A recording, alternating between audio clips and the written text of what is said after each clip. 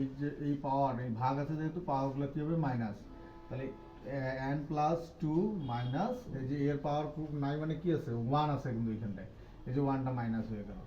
তাহলে উপরে দেখো আমাদের এইটা আর এটা একই, তা আমরা কমন যাবে, এটা আমরা কমন যদি নেই তাহলে কি থাকলো আমাদের two to the power four minus four into এইখানটায় যে টু, শুধু টু।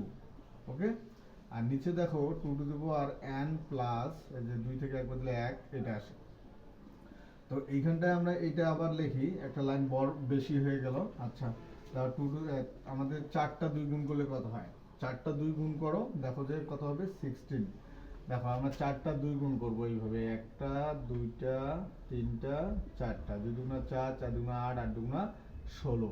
ঠিক আছে, ভাঙাই দিলাম।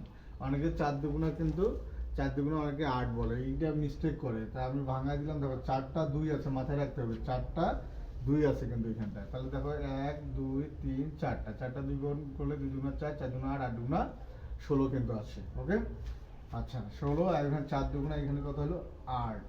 আচ্ছা এইখানটা দেখো আমরা এটাকেও এইভাবে ভাঙায় নিতে পারি।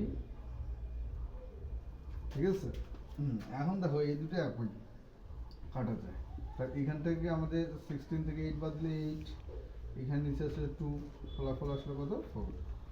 এই যে হলো অ্যান্সার।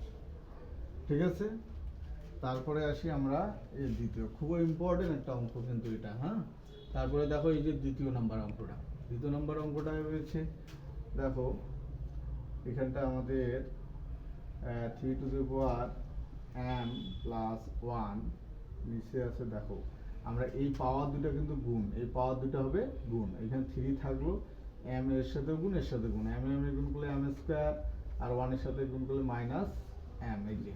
ঠিক আছে, তো আমাদের দেখতে হবে বেস কিন্তু একই আনতে হবে, যেটাকে বেস সর্বদা এমন করতে হবে যেটাকে আর ভাঙানো যায় না। তো এইখানে ভাগ থাকলো, এখানে দেখো আমাদের 9 আছে, 9কে কিন্তু আমরা ভাঙাইতে পারি। দেখো আমি 3-র উপর যদি স্কোয়ার দেই, এই যে দেখো 3 3 9, তাই এইখানটা আমাদের এটা থাকলো, এইখানে 3 নিলাম, এই পাওয়ার দুটো যদি গুণ করি, দেখো এই দুটো যদি আমি গুণ করি তাহলে আমার কিন্তু আসবে m স্কোয়ার মাইনাস ওয়ান।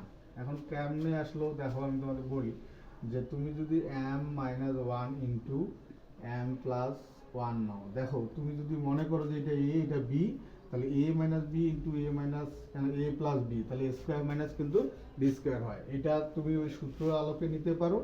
হ্যাঁ, অথবা তুমি যদি বলো যে আমি গুণ করবো, দেখো গুণ করো, m দিয়ে দুটাকে গুণ করো, তাহলে m square plus m minus one দ্বারা দুটাকে গুণ করো, মাইনাস m আর প্লাস ওয়ান মাইনাস ওয়ান, তাহলে এটা এটা কাটা গেল, ওই m স্কোয়ার মাইনাস ওয়ানই আসলো।